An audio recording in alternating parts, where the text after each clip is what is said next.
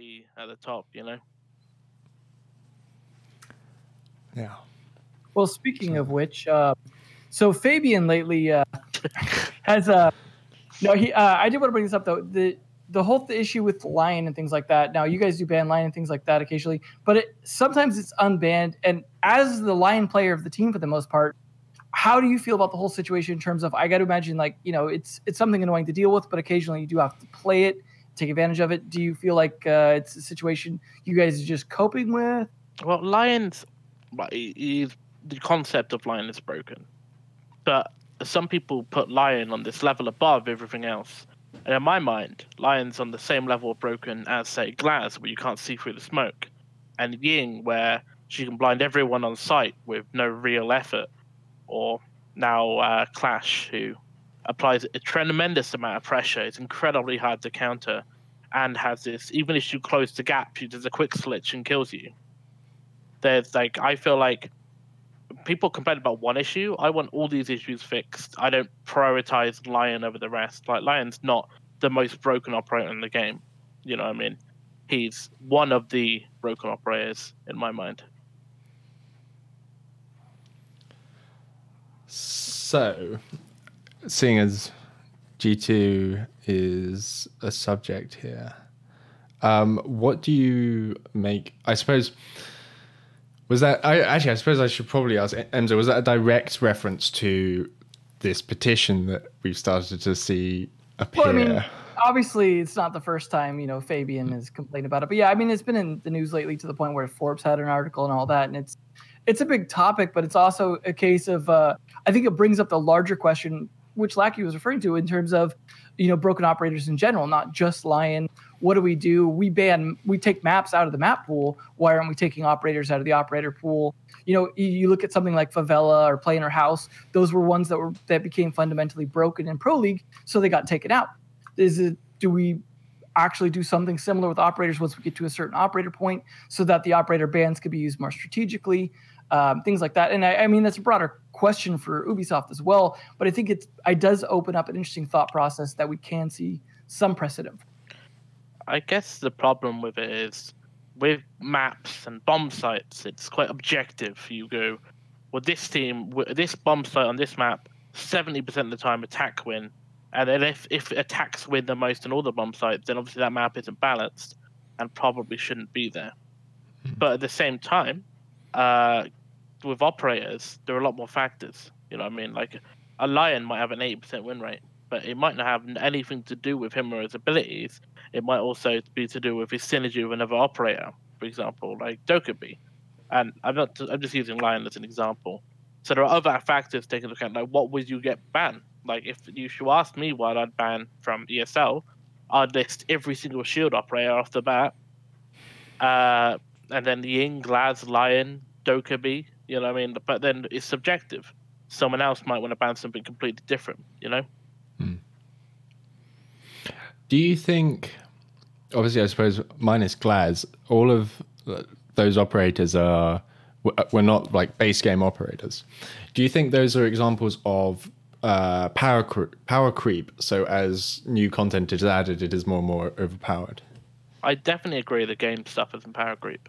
We're just looking at the year one operators and the guns that are coming out now. Like, back in year one, you had trade-offs where Pulse's gun has very little recoil, but it has a very slow fire rate. But now there are guns out now that have very low recoils, but very fast fire rates.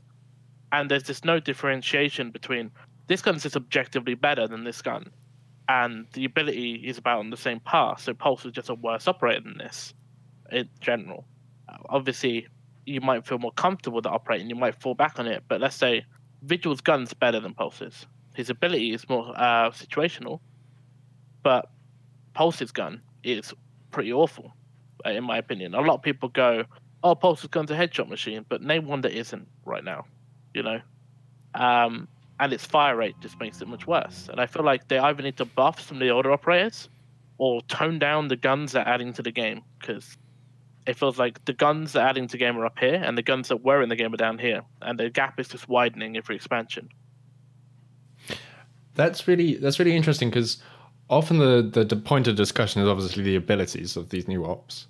and we don't see that much discussion really centered around the weapons. I suppose aside from Ella's I was going to mention SMG. unless they're like just obscene, like Ella's gun, yeah. Unless it's absolutely ridiculous. And I think the only reasoning that I can think of that we might see out of the EV devs is, oh, but it's got less damage. But that doesn't make it. That's fine at lower levels, but at a Pro League level, right? Surely it doesn't matter because most of the so many more like by percentage headshots are being. Well, we see with the Rogue One stats and stuff he makes, where the damage a gun does is very, very, like the difference, let's say they buff it by 4 damage, that might make 0 effect on gameplay unless you're shooting someone at the leg across the map. You know what I mean? So the amount of damage a gun does is insignificant compared to its fire rate. Because even at the lower level, a 4 increase of damage might mean the same amount of shots to kill. It might make 0 difference. So fire rate is the kind of variable that should be changed the most in my mind. But obviously the issues come with fire rate, you need animation changes and stuff, right? Yeah, because that would be because you've got the whole like each cycle going back, which would have to. I don't know how the game's built. Yeah, I don't know whether anyone knows whether or not you could literally just reduce the speed, like turn a dial back or something. But any game where you have to sync animations across multiplayer and stuff too, I got to imagine that does become problematic to do, and it's not just like a simple switch. But I do got to agree that rate of fire, I feel like especially at the Pro League level, is like the biggest difference here. Because even at the low level, like you take something like the SMG-11 when the recoil wasn't as bad, it feels like a lottery system, right? Where the faster you can spray bullets, the more chances you have to win the headshot lottery, even if you're bad at the game. I mean, Sorry, I cut you out. So you continue. No, I mean, this it pretty much is just you aim towards the head, and depending on the recoil pattern and how fast you can spray out bullet, you can land headshots even if you're not great. Yeah, I was going to say, look at the F2. Like the F2, if you aim around the head, you're going to get a headshot. There's so many bullets in such a short amount of time. There's no way you don't. And that's the thing with vertical recoil and high fire rate with the F2 as an example. I think it's one of the guns where you can generally be a bad player and start at the body, and it throws out so many bullets so fast but kicks upwards right towards the face. It has a tendency to either kill off the body shots or hit a headshot towards the end of that. Yeah, it does the work for you. Mm-hmm.